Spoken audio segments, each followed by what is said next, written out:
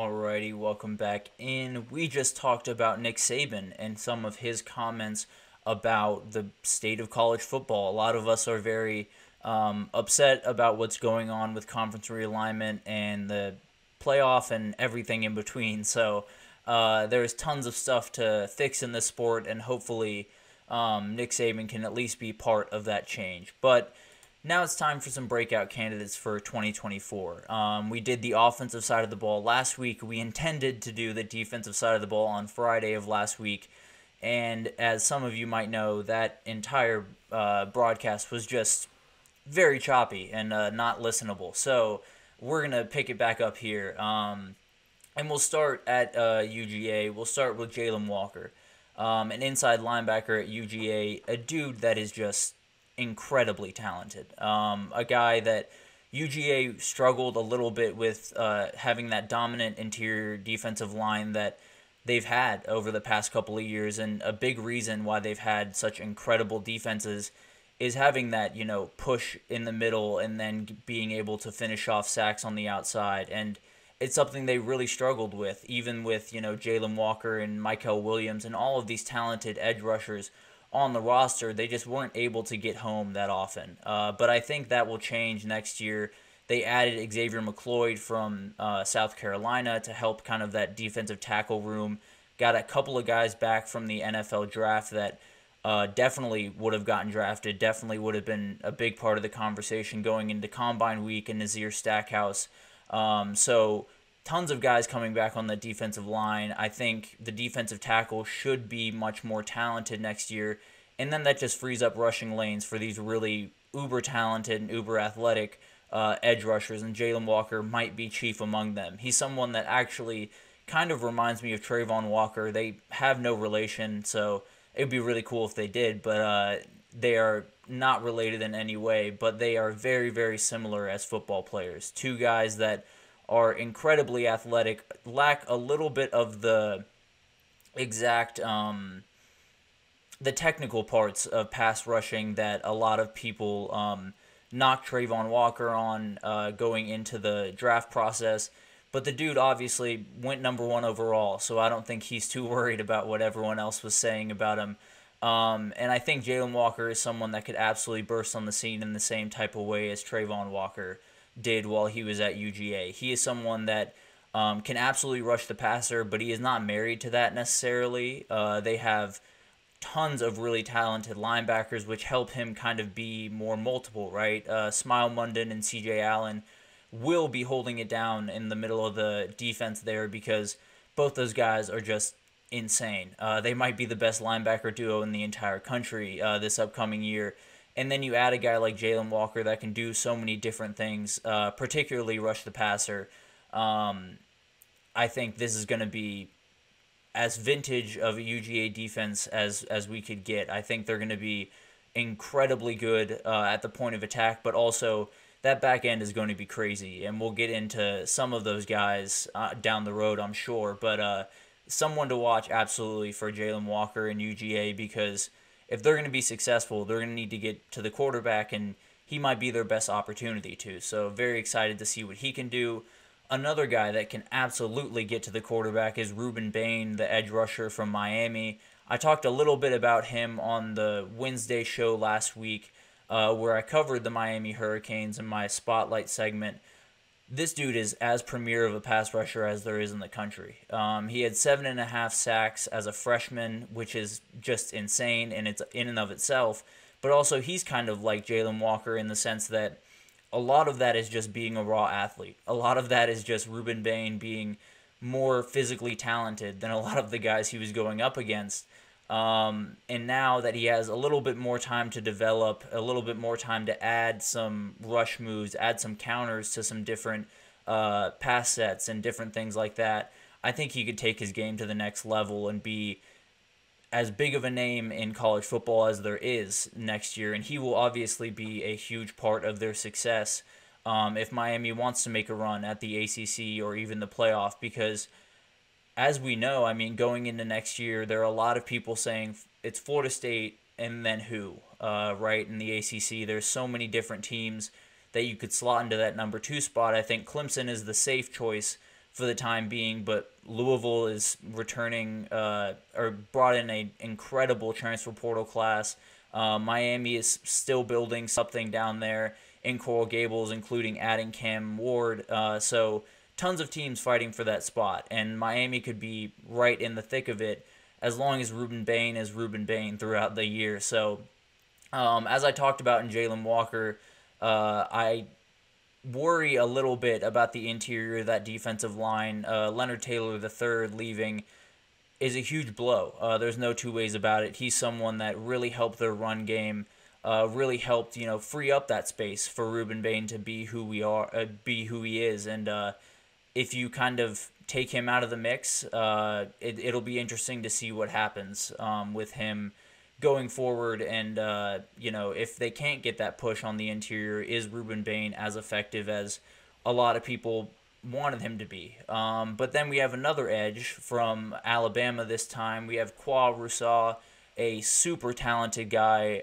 Dallas Turner and Chris Braswell are on their way out of Tuscaloosa into the NFL draft. I'm sure we'll talk about them throughout the week, talking about the combine. But someone's got to step up into that pass rusher role, right? There's got to be a guy that makes those plays, and I think Rousseau could really be that guy. He was super talented coming out of high school, a highly touted recruit, super athletic, was someone that Bama really, really wanted on campus, and now he's someone that's absolutely going to have to make plays. The interior defensive line should be good enough to free him up to be him, but there's a lot of compounding factors here, right? There's a lot of change going on around Alabama, especially on the defensive side of the ball, and Kane Womack coming in, we don't really know how all of this is going to work with him. We don't know the rotations for the defensive line guys. We don't know how he's going to use these different guys. So a lot of that has to do with what Kane Womack wants to do, right? And what he sees Qua Rousseau as part of this team. Is he a full third down rusher only, or will he be a bigger part of just every single down playing? But it'll be interesting to see what he can do. He will have tons of help on the back end of that defense. Jahad Campbell and Deontay Lawson coming back at linebacker. Another duo at linebacker that is just ridiculous. That actually might be the best linebacker duo in the country. And then you obviously have Malachi Moore in the back end that is as experienced, as talented as, he's everything that this team needs right now, especially with a lot of people leaving, especially with, Nick Saban leaving. You need a guy to step up into that leadership role, and Malachi Moore has been a leader for a really long time around there, and he will be even more important going into this year, helping the new coaches and everything get up to speed and make sure everyone's on the same path and on the same mission. So it'll be very interesting to see how this full defense takes shape, but I think Qua Rousseau is someone that could absolutely burst on the scene and be a big part of their success in 2024.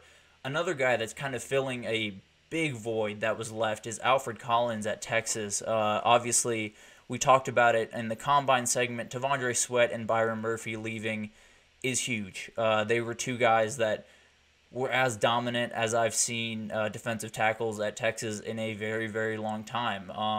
And they were an incredible duo, and that was part of what made them so hard to defend and so incredibly disruptive. Was they were two totally different guys, right? T'Vondre Sweat, that big, really good run stopper, fill up space, as they say, and then Byron Murphy using his athleticism, his physical ability to get to the passer and kind of affect him that way. So they fit in perfectly. And then I think the two guys that they're bringing in to probably start this year, Alfred Collins and Vernon Broughton, kind of fit together in that same way. They're a little bit less talented from the jump from those two, but there's still tons of talent between those two guys. Vernon Broughton, kind of the T'Vondre Sweat of the group, and then Alfred Collins, kind of the Byron Murphy. And I talk about that because Byron Murphy has found his way into a lot of first-round mock drafts, and I think Alfred Collins could have the very same fate if he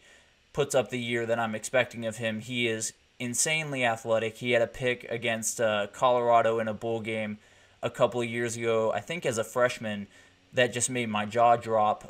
So he is someone that can absolutely make a ton of different plays from the defensive tackle position.